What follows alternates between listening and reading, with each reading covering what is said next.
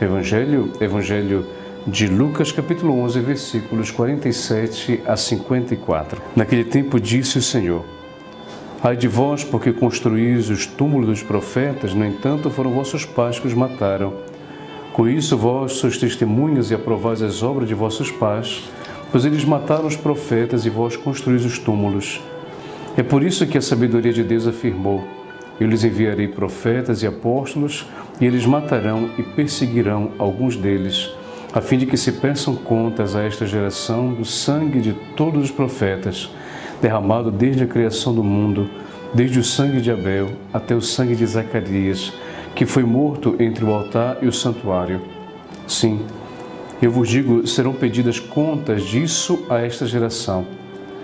Ai de vós, mestres da lei, porque tomastes a chave da ciência, vós mesmos não entrastes e ainda impedistes os que queriam entrar. Quando Jesus saiu daí, os mestres da lei e os fariseus começaram a tratá-lo mal e a provocá-lo sobre muitos pontos. Armavam ciladas para pegá-lo de surpresa por qualquer palavra que saísse de sua boca. Palavra da salvação, glória a vós, Senhor.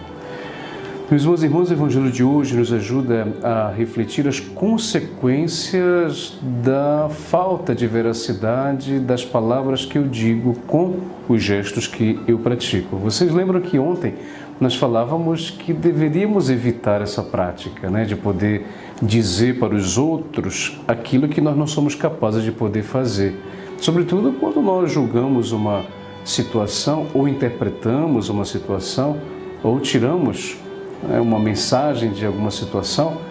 É importante que todo juízo que eu possa fazer de alguma coisa seja em consonância com aquilo que eu penso e com aquilo que eu sou capaz de poder viver. Agora, se muitas vezes eu apenas cobro dos outros, eu aponto o erro dos outros, eu acabo julgando os outros e não sou capaz de poder ser julgado, de poder ser criticado, de poder ser evidenciado nos meus erros e nas minhas limitações, isso aqui tudo tem uma consequência.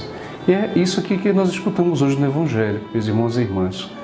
Nada passa despercebido aos olhos de Deus. Muitas vezes podemos ter o exercício, o esforço, o exercício de ter a paciência que Deus muitas vezes nos pede em tantas circunstâncias de nossa vida. Nós podemos, por exemplo, resolver algo do ponto de vista da justiça, quando nós iniciamos processos em relação a algumas situações que dizem respeito aos nossos direitos e deveres. Porém, a justiça de Deus, meus irmãos e irmãs, é uma justiça que, como diz aquela expressão popular, tarda, mas não falha. E então, se você muitas vezes está vivendo nessa situação, se você nesse momento vive nessa situação, de você poder estar esperando por algo que você sofreu de uma forma injusta, hoje o Evangelho lhe ajuda a poder ter essa certeza de que Deus não esquece nunca das suas feridas. Deus não esquece nunca das injustiças. Vejamos, por exemplo, os Salmos, no Antigo Testamento, vejamos os profetas que, como disse Jesus também, usando o exemplo deles, os profetas que falaram, incomodaram aqueles que viviam de uma forma confortável as suas vidas, sem pensar nos outros, ainda massacravam os outros. E quando foram denunciar tudo isso, foram mortos porque incomodavam. Você imagina aqui também, muitas vezes hoje, o medo que nós temos de poder viver determinadas situações ou de poder falar de determinadas situações para melhorar, passam pelo medo de podermos ser criticados, alvejados com difamações, etc. Porém, meu irmão, minha irmã, lembre-se sempre, a justiça de Deus tarda, mas não falha.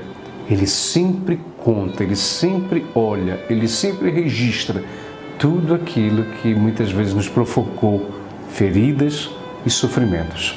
E que o Senhor vos abençoe, em nome do Pai, e do Filho, e do Espírito Santo. Amém.